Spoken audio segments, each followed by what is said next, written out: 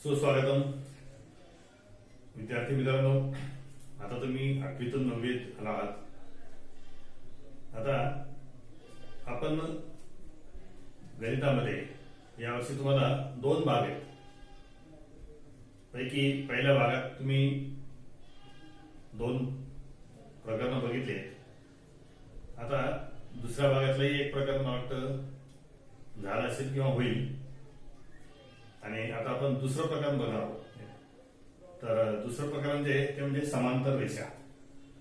समांतर रेषा म्हणजे काय, तर तुम्ही 8वीत शिकलात समांतर रेषा.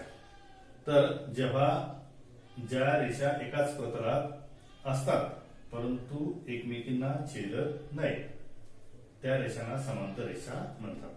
म्हणजे 2 किंवा 2 पेक्षा जास्त रेषा एकाच प्रतल. म्हणजे समजा हा एक बोर्ड आहे, त्याला आपण काय म्हणू, प्रतल म्हणू. प्रतलची व्याख्या जी तुम्ही पहिल्या प्रकारात शिकला. तर प्रतल म्हणजे काय तुम्हाला ती कल्पना आलेलीच आहे. तर आता मी समजा ह्या 2 रेषा घेतल्या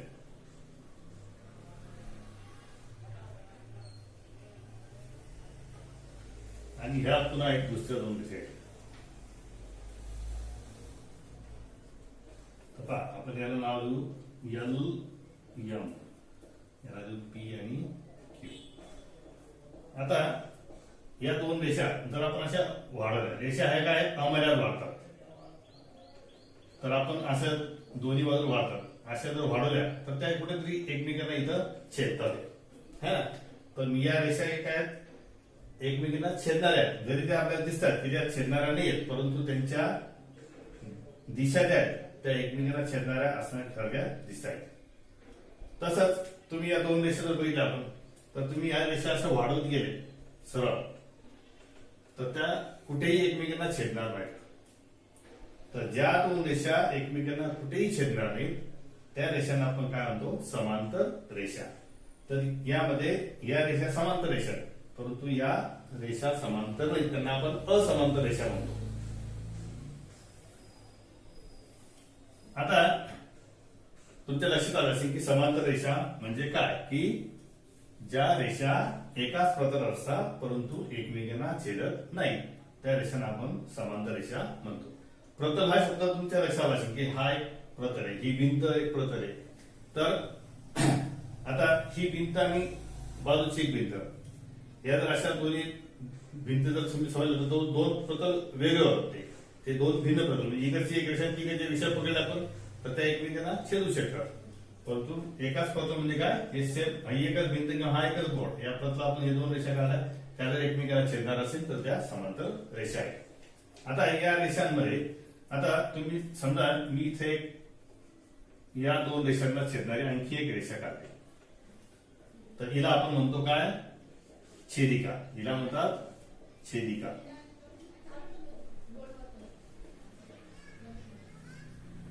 हिला म्हणतात छेदिका. तर या छेदिकेमुळे या 2 समांतर रेषांपाशी होणारे कोन, आता कोन बघू आपण. पहा किती किती कोन तयार झाले. पहा हा एक कोन तयार झाला, याला आपण नाव देऊ ए. हा एक कोन तयार झाला 2, हा एक तिसरा कोन, हा एक चौथा कोन, हा एक 5वा 6वा कोन, 7वा कोन आणि 8वा कोन. तर 2 समांतर रेषांना एका छेदिकेने जर छेदलं तर त्या समांतर रेषांजवळ होणारे कोन किती झाले, आता इथं 8 कोन तयार झाले. आता या कोनाविषयी आपण बघणार आहोत. आता या कोनाविषयी काय बघणार आहोत की या कोनांच्या जोड्या कोणकोणत्या आहेत हे तुम्ही 7वीत सुद्धा शिकला, 8वीत. तर आता ह्या आपण एकदा बघून घेऊ. एक आवृत्ती म्हणून आहे तुम्हाला या वर्गात, ते बघू आपण. आता हे जे कोन तयार होतात या कोनांना काय काय नाव आहेत ते बघू आपण. तर पहिलं म्हणजे की संगत कोनांच्या जोड्या.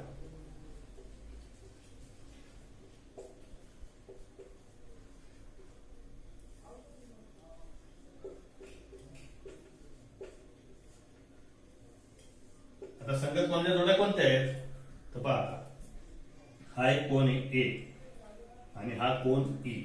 तर म्हणजे या 2 रेषा आहेत आणि ही छेदिका आहे. त्या रेषांच्या वरचे जे कोन आहेत एकाच बाजूच्या छेदिकेच्या त्यांना आपण काय म्हणतो, कोन ए आणि कोन ई.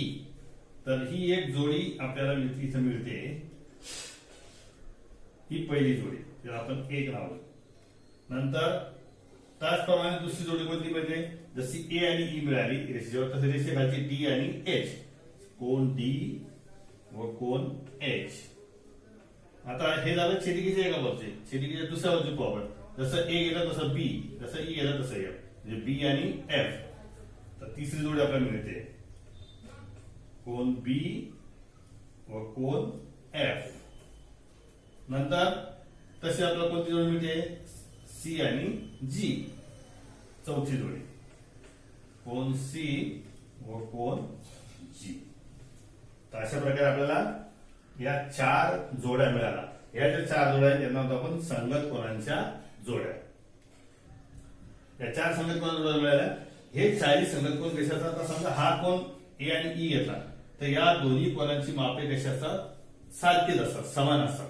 म्हणून हे जे 4 कोन संगत कोनांच्या जोड्या आहेत तर हे संगत कोनांची मापे सारखीच असतात. मग आता सारखे असतात म्हणजे काय, तुम्ही म्हणा की ए आणि ई सारखे, तर बी आणि एफ सुद्धा सारखे असतील, तसं नाही. ए आणि ईचं माप सारखं असेल, बी आणि एफचं माप सारखं असेल, सी आणि जीचं माप सारखं असेल, डी आणि एचं माप, म्हणजे ए व ई ही एक जोडी, यांचं माप सारखं, म्हणजे हे दोन्ही कोण काय एकरूप आहेत.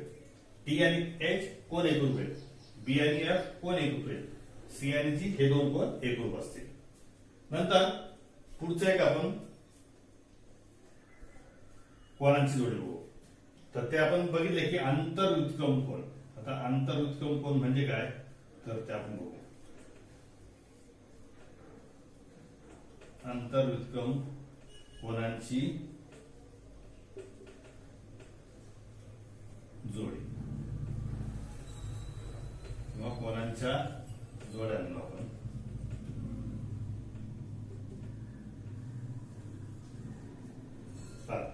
तर हे आंतरव्युत्क्रम म्हणजे काय, आंतर शब्द आले तर समांतर रेषेच्या आतमध्ये असणारे, परंतु या छेदिकेच्या दोन्ही बाजूला असणारे. म्हणजे समजा मी हा कोन सी घेतला आणि कोन ई घेतला तर हा कोन छेदिकेच्या दोन्ही अंगाला असणारे, विरुद्ध अंगाला असणारे, आणि दोन रेषांच्या मध्ये असणारे, तर कोन सी आणि कोन ई.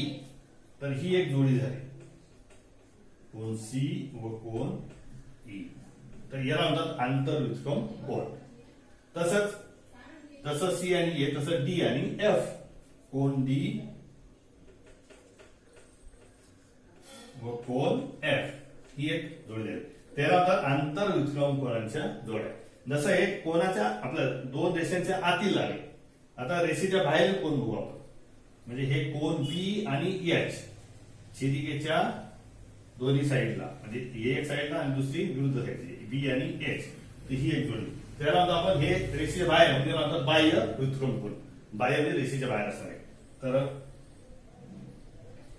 बाह्य व्युत्क्रम कोन बघू आपण. बाह्य व्युत्क्रम कोनांच्या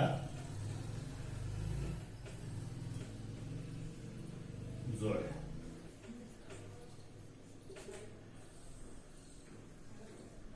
तर पहिली जोडी येईल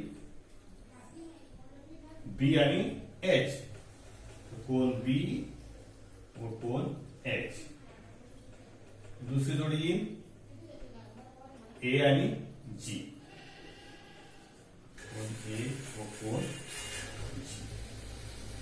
तर बी आणि एच, ए आणि जी असे हे दोन बाह्य व्युत्क्रम कोन आहेत, हे दोन. आता अजून एक आपल्याला कोनांची जोडी मिळते, तिसरी म्हणजे संगत कोनांची जोड बघितली आपण, व्युत्क्रम कोनांची जोड बघितली. व्युत्क्रम कोनामध्ये आंतरव्युत्क्रम कोन आणि बाह्य व्युत्क्रम कोन. आणि तिसरं जे आंतर कोनांची जोडी.